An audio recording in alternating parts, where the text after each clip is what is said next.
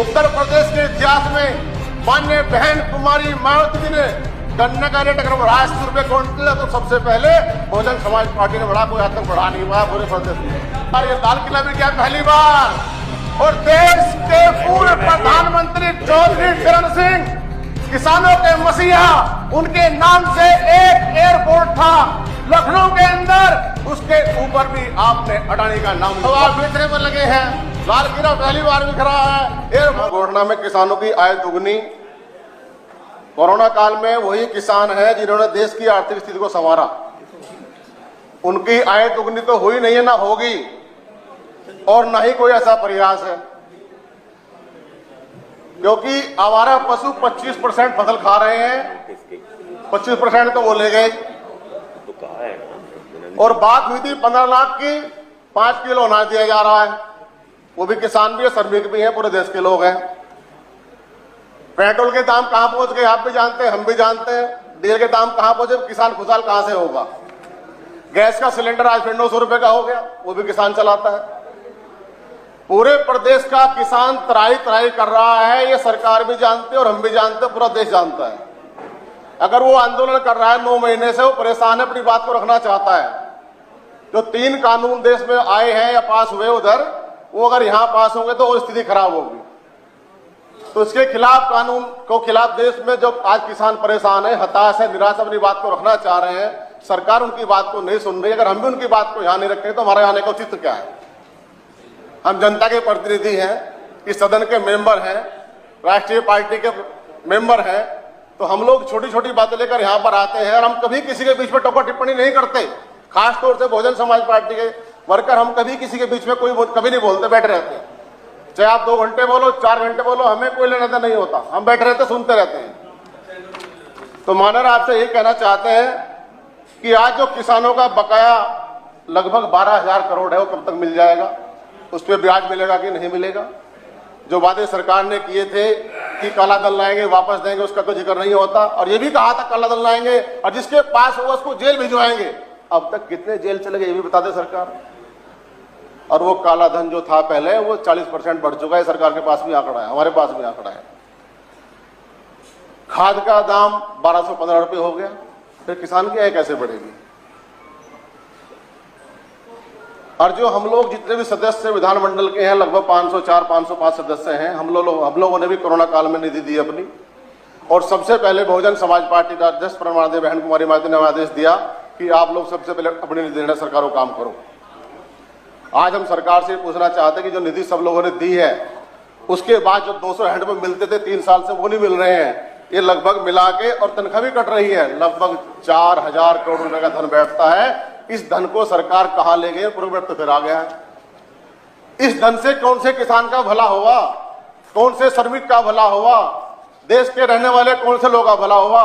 जो कोरोना में चले गए, जो मर गए, जो शहीद हो गए, उनको हम श्रद्धांजलि नहीं देते हैं, और उसके बाद जो जिन घर में बच के परेशान तो वो लोग हैं। उनके लिए इस पैसे में से कौन सा धन उनको आपने दिया। 1 साल स्कूल नहीं खुले, क्या सरकार ने बच्चों की फीस माफ करी। 1 साल स्कूल नहीं चले, स्मार्ट कह रहे थे पढ़ाई मोबाइल फोन से हो गई। किसी घर में 4 बच्चे, 3 बच्चे, मोबाइल तो एक ही है, कोई नहीं पढ़ पाया मान्यवर, फीस सब दे रहे हैं। क्या सरकार ने फीस माफ करी। क्या सरकार ने बिजली का बिल माफ करा, किसानों का, सबका पैसा तो सबने दिया है। हम सरकार के पैसे की बात नहीं कर रहे हैं, हम उस पैसे की बात कर रहे हैं जो सब जनप्रतिनिधियों ने सरकार को दिया है। 1 साल का पूरा जो जनता के बीच में खर्च करना 3 करोड़ रुपए, वो हमने सारा सरकार को दिया। हैंडपंप खत्म हो गए, तनख्वाह हमारी कटी, पर वो पैसा गया कहां, उसका खर्च कहां हुआ, ये सरकार थोड़ा बताए। और आज जो किसानों की स्थिति है उस पर सरकार बताए कि जो किसान परेशान है, जो हताश है, निराश है, दर की ठोकर कर रहे हैं, पानी में, सर्दी में, गर्मी में, जाड़े में, जो लोग बॉर्डर पर बैठे हैं, और जब वो धरना प्रदर्शन करते हैं तो बड़ी बड़ी दीवारें, कील, पत्थर और इतने बड़े बड़े सरिये उसमें जमीन में गाड़ दिए जाते, किसान दिल्ली ना पहुंच पाए। दिल्ली सबकी है, दिल्ली किसी एक की नहीं है। ये तो सब आता जाता रहता है, जो बाकी सिस्टम है। तो आपसे निवेदन करना चाहते हैं, सरकार को कहना चाहता है आपके माध्यम से, जो हमारे प्रदेश का किसान आज परेशान है, जो हताश है, और उसकी अब दिखाई भी देने लगा, उसकी अब क्षेत्र में होकर आ रहा है। किसानों में इतना आक्रोश सरकार को लेकर है कि जनप्रतिनिधि भी आज क्षेत्र में जाने से डर रहे हैं, और ये आपके सामने सबूत भी आ जाएंगे सारे। तो माननीय आपसे यही कहना चाहते हैं, हम लंबी चौड़ी बात नहीं करते, ना सदन का समय खराब करते, कि किसान की जो हालत है उस पर सरकार क्या सोच रही है, कैसे आय दोगुनी होगी। क्या हम लोग गन्ने को खींचकर लंबा करेंगे? क्या हम सिंघाड़े को ऐसे बढ़ाएंगे? कैसे आय दोगुना होगी? जब हम लोग खाद सस्ता नहीं कर पा रहे हैं, बिजली सस्ती नहीं कर पा रहे हैं, पानी सस्ता नहीं कर पा रहे हैं, और पैसा हम लोग भी दे रहे हैं, सब लोग दे रहे हैं। भाई चलो कोरोना काल में इनका कुछ भला हो जाएगा। कोरोना काल की स्थिति कल आपने सुनी, कल नोटिस इसी पता, हमारा नोटिस दूसरा है। तो हम आपसे निवेदन करना चाहते हैं, जो 3 कृषि कानून देश की सरकार लेकर आई, जो काले कानून हैं, अगर वो उत्तर प्रदेश में पास होंगे तो हम उससे कभी सहमत नहीं होंगे। ना हम लोग सहमत होंगे, ना हमारी नेता सहमत थी, ना सहमत है, ना सहमत होगी। तो आपसे कहना चाहते हैं कि आज किसान बदहाल है, परेशान है, अपनी बात के लिए दर दर घूम रहा है, उससे कोई बात नहीं कर रहा है। तो मैं आपसे कहना चाहता हूं कि माहौल खराब ना हो जाए, इसलिए किसानों की बात को सुना जाए, वो भी हमारा अंग है। और किसान इस देश का अन्नदाता है, सब जानते हैं, समाप्त करिए। पर अन्नदाता से बात करने को सरकार तैयार नहीं है। तो आपसे निवेदन करना चाहता हूं कि सरकार संवेदनशीलता है दिखाए, और सरकार से ये भी कहना चाहता हूं आपके माध्यम से, जब भी हम कोई बात रखते हैं तो सरकार पिछला आंकड़ा उठा कर ले आती है। 10 साल का, 15 साल का तुमने क्या? अरे भाई, सरकार तो आज आपकी है, जिम्मेदारी आपकी है, जवाबदेही भी आपकी है, और काम भी आपको करके दिखाना को जनता ने आपको चुना है। पिछली बातों को भूल जाओ, किसने क्या किया। अगर हमने गलती करी है तो आज हम यहाँ हैं, हम मानने को तैयार हैं। आप उधर हैं तो अच्छी बात है, कुछ अच्छा काम तो करिए। आप बार बार यही बात कहते हैं कि पिछले सरकार में ये हुआ, उस सरकार में ये हुआ। उस सरकार की बात करोगे तो उसमें तो पूरा दिन लग जाएगा, फिर हम भी बताएंगे हमने क्या किया। उत्तर प्रदेश के इतिहास में माननीय बहन कुमारी मायावती जी ने गन्ने का रेट अगर बढ़ाया 80 रुपए क्विंटल है, तो सबसे पहले बहुजन समाज पार्टी ने बढ़ा, कोई आज तक बढ़ा नहीं पाया पूरे प्रदेश में। बहुत सारी सरकारें आई, बहुत सारी सरकारें गई, हम आपके बीच में कभी नहीं बोलते। जब आप बोलते हैं चुपचाप सुनते हैं।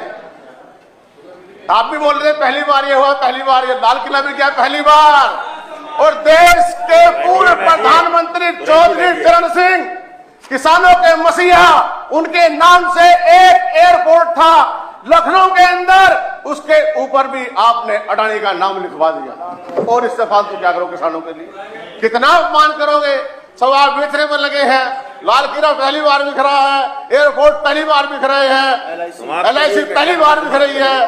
तो आपके माध्यम से यही बात सरकार से कहना चाहता हूं कि स्थिति बहुत खराब है, विस्फोटक है। किसानों के हित में बात करिए, किसानों की समस्या को हल करिए, किसानों के बारे में सोचिए। मान्यवर, महंगाई बहुत बढ़ रही है। जब महंगाई बढ़ रही है तो किसान की आय दुगनी कैसे होगी? कैसे आय दुगनी किसान की होगी? छुट्टा सांड फसल खा रहे हैं, जो हरदोई से आ रहा था, और रास्ते में कम से कम 100 जानवर मिले मेरे को, 100। गाड़ी ऐसे कर धीरे धीरे निकाल कर यहाँ तक पहुंचे हैं। हालत खराब पूरे प्रदेश में। 10 मिनट हो गए हैं, 5 मिनट की बात थी, 10 मिनट हो गए हैं, अब समाप्त कर दीजिए। यह नियम उत्तर प्रदेश में ना लाए जाए, इससे किसानों को नुकसान होगा, जैसा कि आज हो रहा है। जब पेट्रोल के भाव बढ़ते हैं तो सरकार कहती हमारे हाथ में नहीं, ये तो पॉलिसी है। अगर 3 कानून भी पास हो गए, सरकार तब भी यही कहेगी अब हमारे हाथ में कुछ नहीं, ये तो पॉलिसी है। दाम घटे या बढ़े, ये तो वो लोग जाने जिनको हमने बेच दी, जिनको हमने दे दी। ये तो अडानी जाने, अंबानी जाने, या और लोग जाने जो सरकार के हमदर्द है, जो सरकार के दोस्त हैं, जो सरकार को चला रहे हैं। फिर वही फैसला लेंगे, फिर हम लोग तो सर पकड़ के रोने का काम ही करेंगे। तो हमारे किसान अगर हताश होंगे, निराश होंगे, तो हम सब परेशान होंगे। किसान से व्यापारी जुड़ा है, किसान से श्रमिक जुड़ा है, किसान से हर आदमी जुड़ा हुआ है। तो किसान की भलाई के लिए हम लोग नोटिस लेकर आए हैं। मान्यवर, स्थिति विस्फोट पूर्ण है। मैं आपसे चाहता हूं, इस पर चर्चा कराने की मांग करना चाहता हूं। बहुत बहुत धन्यवाद।